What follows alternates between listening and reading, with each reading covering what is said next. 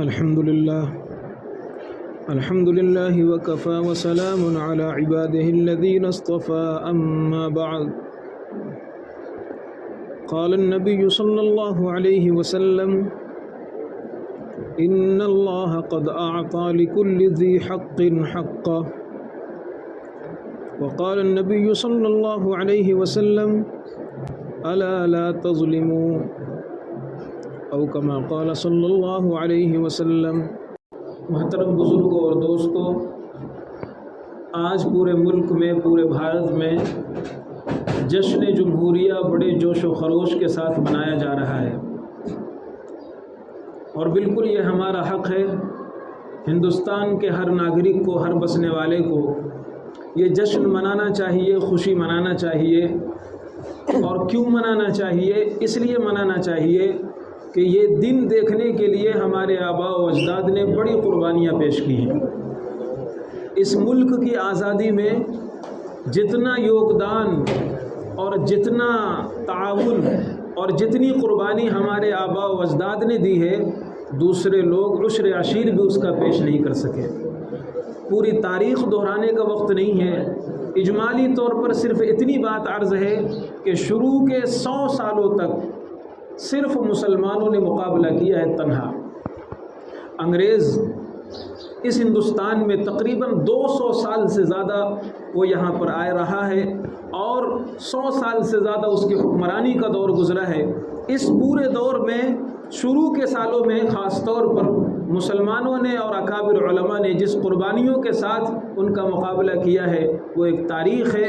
ان قربانیوں کی وجہ سے علماء کرام کو کس طرح کا سامنا کرنا پڑا، کیسے کیسے مشکلات دیکھنے پڑے، اور کیا کیا چیزیں، کیسی کیسی مصیبتیں جھیلنی پڑیں، آج وہ تاریخ کے اوراق میں لکھا ہوا ہے۔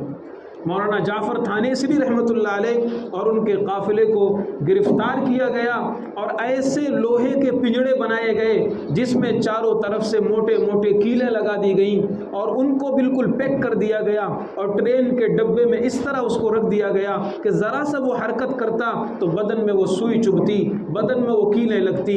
علماء کرام کو بوریوں میں بند کر دیا جاتا، اور انگریزوں کو بولا جاتا نشانہ لگائیے، ان کو گولیوں سے بھون دیا جاتا۔ علماء کرام کو بلا کر کے، مسلمانوں کو بلا کر کے دریا میں بوریوں میں بند کر کے ڈال دیا جاتا۔ کبھی بلایا جاتا، آگ کھولتی ہوتی اور آگ جلتی ہوتی، تیل کھولتا ہوتا، اس تیل کے کڑھاؤ میں مسلمانوں کو ڈال دیا جاتا، سیکنڈوں میں وہ بھون کر کے ایک دم ختم ہو جاتے تھے۔ اسی دلی کے اندر مسٹر ٹامسن کی رپورٹ ہے۔ مسٹر ٹامسن کہتے ہیں ایک مرتبہ میں اپنے خیمے پر گیا، مجھے تھوڑی سی بدبو محسوس ہوئی، ایسا محسوس ہوا جیسے گوشت جل رہا ہے۔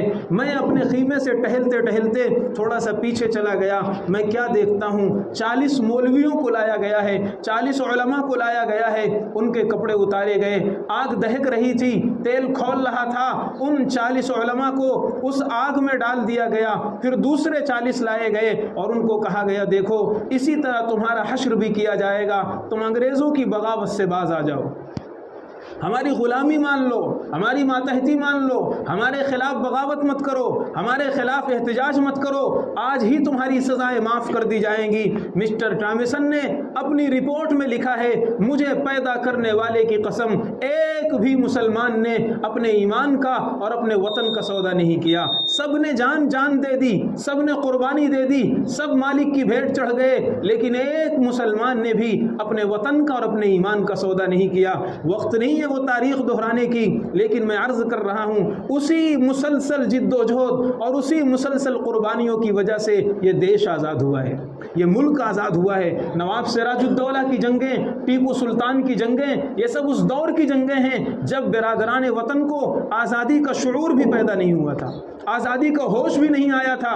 اس وقت ہمارے اکابرین نے اور ہمارے علماء نے اور ہمارے پروجوں نے اور ہمارے آباء و اجداد نے کس طرح اس دیش کے لیے اپنے خون کو بہایا ہے۔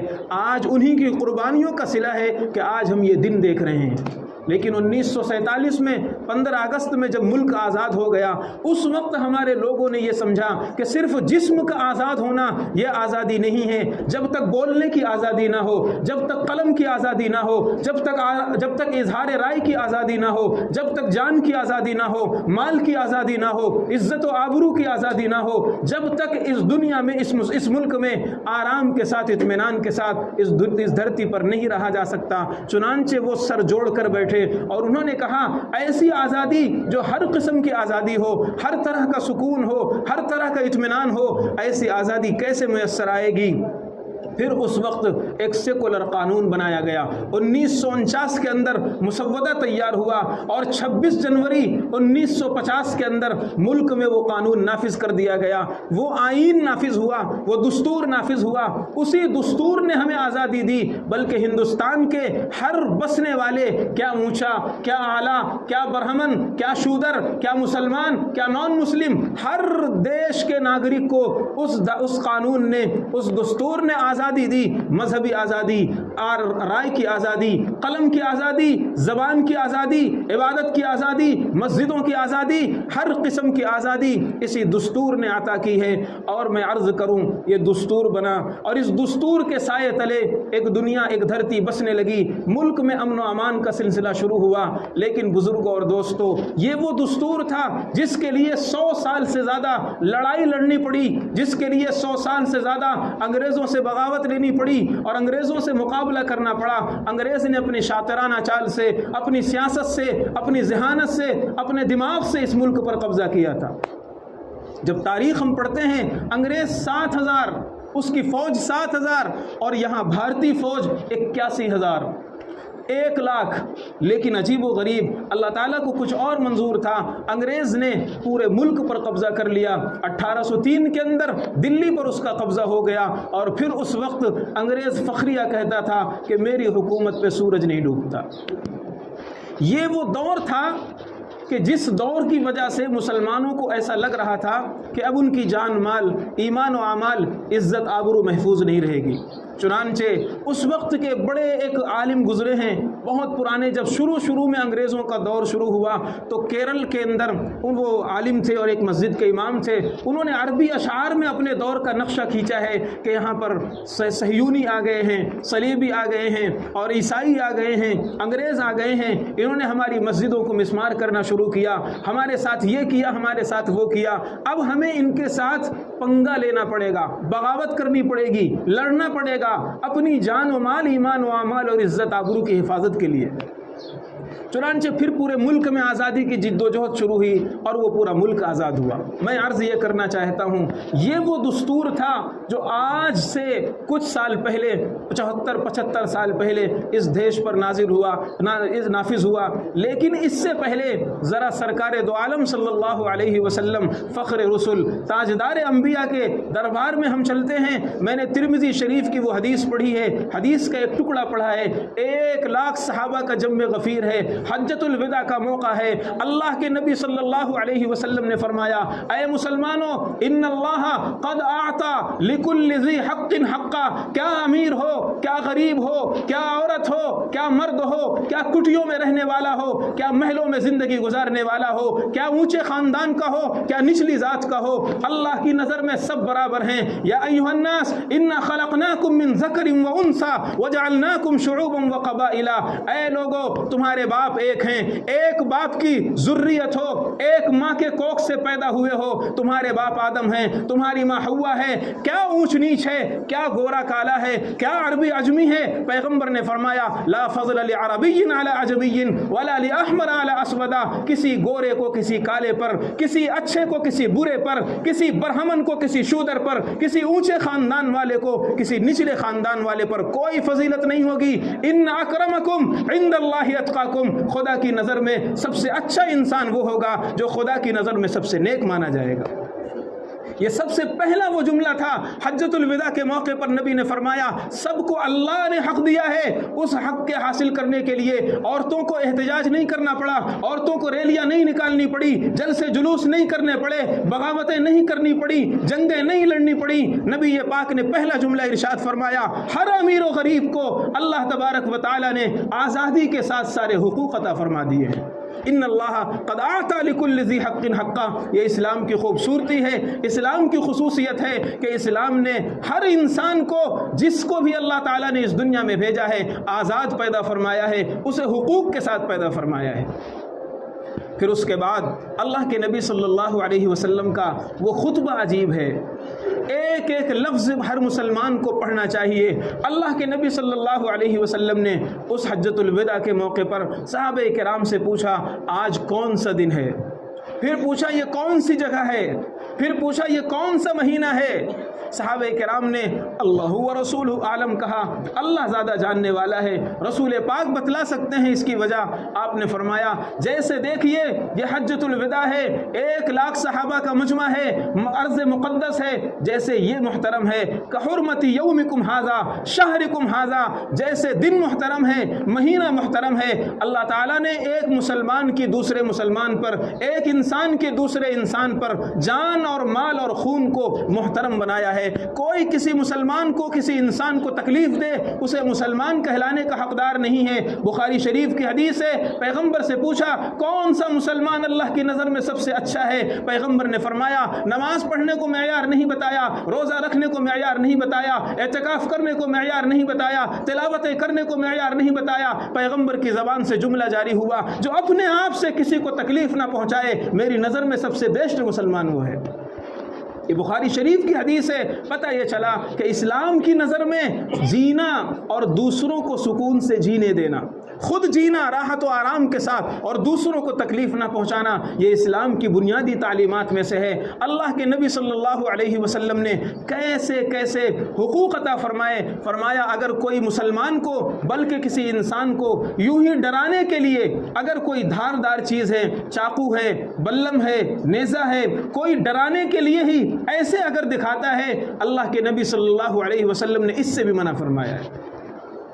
جان مال تو بہت دور کی بات ہے، آپ صلی اللہ علیہ وسلم کی بنیادی تعلیمات یہ ہیں۔ آج یہ شور کیا جاتا ہے عورتوں کو حقوق نہیں مل رہے ہیں، عورتوں کے ساتھ برابری کا برتاؤ نہیں کیا جا رہا ہے۔ خدا کی قسم اسلام نے جتنا عورتوں کو سمان دیا ہے، احترام دیا ہے، اتنا کسی اور ریلیجن نے، کسی اور مذہب نے اس کا تصور بھی نہیں کیا ہے جس مقام پر عورت کو اسلام نے پہنچایا ہے۔ اگر عورت ماں کی شکل میں ہے، اللہ کے پیغمبر نے فرمایا الجنت تحت اقدام امہاتکم، او لوگوں جنت کو تلاش کرنا ہے اپنی ماں کے قدموں میں تلاش کر لیا کرو۔ نبی پاک نے فرمایا جس کی 2 بہنیں ہوں اور جس کی 2 بیٹیاں ہوں، بہنوں کے سلسلے میں بھی روایت ہے، بیٹیوں کے سلسلے میں بھی روایت ہے، اللہ کے پیغمبر نے فرمایا جس نے اپنے بہن کی اچھی کفالت کی، جس نے اپنے بیٹیوں کو اچھے طریقے پر پرورش کی، پڑھایا لکھایا، اچھے طریقے پر ان کا سسرال بسایا، ان کو گھر سے رخصت کیا، کل قیامت کے میدان میں وہ عزت کے ساتھ سربلندی کے ساتھ آئے گا اور یہ بیٹیاں اسے جنت میں ہاتھ پکڑ کر لے جائیں گی۔ کیا مقام دیا ہے نبی پاک صلی اللہ علیہ وسلم نے عورت کو؟ اسلام سے پہلے قانون تھا، قانون سے کبھی پاپ نہیں ختم ہوتا۔ قانون جب نافذ ہوتا ہے اور یکساں طور پر نافذ ہوتا ہے تب اس سے قانون کا نفاذ سمجھ میں آتا ہے۔ قانون پہلے بھی بنائے جاتے تھے، اب بھی بنتے ہیں اور قیامت تک بنتے رہیں گے۔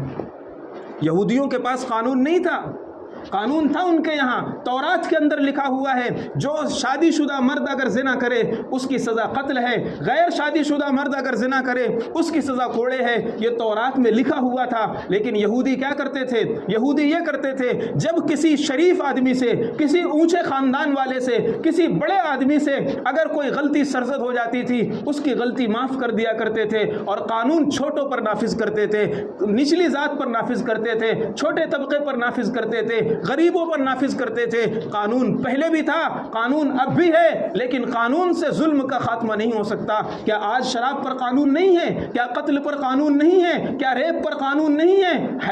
لیکن اس کے باوجود ہر نکلتے سورج کے ساتھ اور ہر گزرتے دن کے ساتھ یہ پاپ بڑھتا جا رہا ہے۔ قتل کے کیس بڑھتے جا رہے ہیں، زنا کی واردات بڑھتی جا رہی ہیں، شراب کے واقعات بڑھتے جا رہے ہیں۔ اگر آپ کو اس دھرتی میں امن و سکون چاہیے تو 14 صدیاں پیچھے محمد الرسول اللہ کے آستانے میں جانا پڑے گا۔ نبی پاک صلی اللہ علیہ وسلم تشریف لائے، کیا صحابہ کے اندر شراب نہیں تھی؟ کیا ان کے اندر زناکاری نہیں تھی؟ اور ان کے اندر اس طرح تھی کہ آج اس کا تصور بھی نہیں ہو سکتا۔ 100 سال کی پرانی شراب پیتے تھے وہ لوگ۔ کون بچا کر رکھے گا؟ کون حفاظت کے ساتھ رکھے گا؟ 100 سال کی پرانی شراب ان کے یہاں ملتی تھی، اور زنا کا یہ حال تھا۔ اگر مثال کے طور پر کوئی بہت اونچے خاندان کا ہے یا بہت اچھی صفات والا ہے تو وہ اپنی بیویوں کو اس کے پاس بھیج دیا کرتے تھے تاکہ اس سے زنا کرائے، اور اس سے جو اولاد پیدا ہوگی اس کے اندر وہ کوالٹی آئے گی، اس کے اندر وہ صفات آئے گی۔ زنا کا کانسیپٹ ان کے اندر یہ بنا ہوا تھا۔ ایسے سماج میں، ایسے معاشرے میں آمنہ کا در یتیم محمد الرسول اللہ صلی اللہ علیہ وسلم کھڑے ہوتے ہیں۔ اس وقت مکہ میں آپ نے کوئی قانون نہیں بنایا، سب سے پہلے صحابہ کرام کے ذہن و دماغ میں یہ بٹھایا، دیکھو تمہارے اوپر کوئی نگراں ہے، تمہارے ہر عمل و حرکت کو کوئی دیکھنے والا ہے، تمہاری ایک ایک سانس کا کوئی حساب لینے والا ہے، تم آزاد نہیں ہو۔ اگر قانون تمہارے ہاتھ میں ہے، اگر تم کرسی پر بیٹھے ہوئے ہو، اقتدار کی کرسی پر بیٹھے ہوئے ہو، کوئی تم سے بھی بڑا ہے۔ اللہ ربنا، اللہ ہمارا رب ہے، اور سب جگہ سکھایا گیا، اذانوں میں بتایا گیا، اللہ اکبر، اللہ اکبر۔ اے مسلمان، تیرے لیے اقتدار سب سے بڑا نہیں ہے، پیسہ سب سے بڑا نہیں ہے، خاندان سب سے بڑا نہیں ہے، دوست سب سے بڑا نہیں ہے، سماج سب سے بڑا نہیں ہے۔ اللہ اکبر۔ اے مسلمان، ہر وقت اپنے ذہن و دماغ میں بٹھا، تیرا رب سب سے بڑا ہے۔ جب پیدا ہوا بچہ اس وقت کانوں میں اذان دی گئی، اور کانوں میں اذان دے کر کے یہ بتلایا گیا، اے بچے تو بڑا ہوگا، سماج میں آنکھیں کھولے گا، ہر طرح کی طاقت تجھے ملے گی، لیکن یاد رکھنا ہر طاقت سے بڑی طاقت خدا کی ہے۔ اقتدار کے نشے میں ظلم نہیں کرنا، مال کے نشے میں ظلم نہیں کرنا، انسانیت کو، سماج کو اچھے طریقے پر لے کر کے زندگی گزارنا، یہ رسول اللہ صلی اللہ علیہ وسلم نے ان صحابہ کرام کے سینوں میں پیدا کرنا شروع کیا، بتانا شروع کیا۔ قانون مدینہ میں اترے ہیں، مکہ میں زیادہ قانون نہیں اترے۔ مکہ میں ان کے ذہن میں یہ بٹھایا گیا، تم ہر وقت ایک اللہ کی نگرانی میں ہو، ہر وقت ایک اللہ کی نگرانی میں ہو۔ پھر دیکھیے حضرت عمر فاروق رضی اللہ تعالیٰ عنہ، جب ان کے دل و دماغ میں یہ بٹھا دیا گیا، صحابہ کے دل و دماغ میں یہ بٹھا دیا گیا کہ تمہیں اپنے ہر سوچ کا حساب اللہ کو دینا ہے، اور پھر جنت ہے یا جہنم ہے۔ ایک موقع پر حضرت عمر بن خطاب رضی اللہ تعالیٰ عنہ آرام کر رہے ہیں، آرام کا وقت ہے، قیلولہ کا وقت ہے، کسی نے آ کر کے دروازہ کھٹکھٹایا، یا کوئی اہم کام میں مشغول ہیں اور کسی نے آ کر کے دروازہ کھٹکھٹایا۔ حضرت عمر رضی اللہ تعالیٰ عنہ کی زبان سے ایک جملہ نکل گیا، فرمایا جب عمر فیصلے کے لیے بیٹھتا ہے تب تو تم نہیں آتے، اور جب آرام کرنے کے لیے آ جاتا ہے یا کسی کام میں لگ جاتا ہے تب عمر عمر آ جاتے ہو کہتے۔ یہ جملہ بالکل صحیح تھا، حضرت عمر رضی اللہ تعالیٰ عنہ کے کام کا جو وقت ہے اس میں آنا چاہیے، لیکن حضرت عمر کی زبان سے جملہ نکل گیا، بات آئی گئی، ختم ہو گئی، اس کا فیصلہ بھی ہو گیا، جس مقصد کے لیے وہ آیا تھا وہ کام بھی ہو گیا۔ جب حضرت عمر رضی اللہ تعالیٰ عنہ بعد میں اپنے گھر پر آئے، بے چین ہیں، کروٹ بدل رہے ہیں، چل رہے ہیں، جا رہے ہیں، آگے پیچھے ہو رہے ہیں۔ حضرت عمر رضی اللہ تعالیٰ عنہ کی پریشانی اور ان کی سراسیمگی اور ان کا خوف دیکھ کر کسی نے پوچھا، امیر المومنین کیا بات ہے، آج پریشان سے نظر آ رہے ہیں، آج ایسی حالت آپ کی دیکھی نہیں جا رہی۔ فرمایا میں ذلیل تھا، میرے اللہ نے مجھے اسلام دے کر عزت دیا، میں گرا ہوا تھا، میرے رب نے مجھے قرآن کی تعلیمات دے کر کے اٹھایا، میں بے حیثیت تھا، میرے رب نے امیر المومنین بنایا، اور ایک بندہ مجھ سے فریاد لے کر کے آتا ہے، مجھے کیا ادھیکار ہے، مجھے کیا حق پہنچتا ہے کہ میں اس کو ڈانٹوں، میں اس کے لیے برا بھلا لفظ کہوں۔ آپ دیکھیے امیر المومنین سپر پاور 22 لاکھ مربع کلومیٹر پر جس بادشاہ کی حکومت ہو، اس بادشاہ کا یہ حال ہے کہ وہ ایک جملہ بولنے سے ڈر رہا ہے، کل قیامت کے میدان میں عمر تو اپنے رب کو کیا جواب دے گا؟ یہ وہ سماج تھا جو رسول اللہ صلی اللہ علیہ وسلم نے اپنی تعلیمات کی روشنی میں تیار کیا، پھر قانون بنے اور ایک امن والا معاشرہ، اس طرح امن والا معاشرہ آیا۔ عمر بن عبدالعزیز رحمۃ اللہ علیہ 99 ہجری میں انہوں نے اقتدار سنبھالا، 101 میں ان کا انتقال ہے، 2 سال صرف انہوں نے حکومت کی۔ حضرت عمر بن عبدالعزیز کے دور میں ایک ہی گھاٹ میں بھیڑیا بھی پانی پیتا تھا، بکری بھی پانی پیتی تھی۔ حضرت عمر بن عبدالعزیز کے دور میں مقام حیرہ سے یمن سے ایک عورت تنہا نکلتی تھی، زیورات لدے ہوئے، اور حرم کعبہ آتی، طواف کرتی اور چلی جاتی، کوئی آنکھ اسے اٹھا کر دیکھنے والی نہیں ملتی تھی۔ عمر بن عبدالعزیز کے دور میں کارندوں نے کہا امیر المومنین زکوٰۃ لینے والا کوئی مسلمان باقی نہیں رہا۔ ایسا انصاف، ایسا امن، ایسی راحت، یہ اس لیے کہ اس قانون کو دلوں میں اتارا جائے گا۔ قانون جب تک کہ کاغذوں میں رہے گا، قانون جب تک کتابوں میں رہے گا، یا قانون جب تک نچلے لوگوں کے لیے رہے گا، اوپر اگر کسی پارٹی میں چلے گئے تو سارے خون معاف ہیں، ساری غلطیاں معاف ہیں، سارے پاپ دھل گئے، سب کچھ ختم ہو گیا۔ جب تک اس طرح دو رخی قانون نافذ ہوگا، ملک میں امن و امان نہیں ہو سکتا۔ اسی لیے گاندھی جی نے ایک بات کہی تھی، اور وہ بڑی پیاری بات ہے، میں اسی کو بتا کر بات ختم کرتا ہوں۔ وہ یہ کہا انہوں نے کہ اگر میں کسی کو آئیڈیل کے طور پر، نمونے کے طور پر، مثال کے طور پر پیش کر سکتا ہوں تو میں عمر فاروق کا حوالہ دوں گا، ابو بکر صدیق کا حوالہ دوں گا۔ کیسی اقتدار کی طاقت ان کے پاس تھی، قیصر و کسریٰ تھراتے تھے، ایران اور عراق کپکپا رہے تھے، کیسی طاقت کے مالک، لیکن وہ اپنے رب کے سامنے ایسے گڑ گڑا رہے ہیں۔ ایک بڑھیا کے لیے، ایک بیوہ کے لیے اپنے کندھے پر سامان لاد کر کے پہنچا رہے ہیں۔ حضرت امیر المومنین حضرت صدیق اکبر رضی اللہ تعالیٰ عنہ رات میں ایک بیوہ کے یہاں پانی بھرنے جا رہے ہیں، چپل اتار دیا۔ کسی نے پوچھا امیر المومنین چپل جوتے کیوں اتار دیا؟ فرمایا میرے چپلوں کی آہٹ سے کسی کو بھنک نہ لگ جائے کہ میں پانی بھرنے جا رہا ہوں۔ اس رازداری سے، اس خفیہ طریقے سے انہوں نے سماج کا سیوا کیا ہے اور سماج کو آگے بڑھایا ہے۔ آج بھی اگر ملک میں امن و امان چاہتے ہیں، اگر ہم اپنے اندر، سماج کے اندر اچھا اور سدھار چاہتے ہیں، آپ ہمیں رسول اللہ صلی اللہ علیہ وسلم کی تعلیمات میں وہ سدھار ملے گا، انہی تعلیمات میں ہمیں جانا پڑے گا۔ ایک حدیث بتا کر بات ختم کرتا ہوں۔ نبی نے فرمایا ان تحب لاخیک ما تحب لنفسک، تم ایک پیمانہ بنا لو، جو تم اپنے لیے پسند کرو وہی اپنے بھائی کے لیے پسند کرو۔ تم اپنے لیے نہیں پسند کرتے کوئی تمہاری کوئی تمہاری بے عزتی کرے، تم اپنے لیے نہیں پسند کرتے جان مال تمہاری غیر محفوظ ہو، تم اپنے لیے نہیں پسند کرتے تمہارے پریوار والے پریشانی کا شکار ہوں، تم اپنے لیے نہیں پسند کرتے کہ تمہارا نوجوان بیٹا جیل کی سلاخوں کے پیچھے رہے، تم دوسروں کے لیے کیسے پسند کر سکتے ہو؟ دوسروں کی زندگیاں کیسے برباد کر سکتے ہو؟ اس لیے اگر ہمیں امن و امان چاہیے، رسول اللہ کی تعلیمات میں ملے گا۔ وآخر دعوانا الحمدللہ رب العالمین۔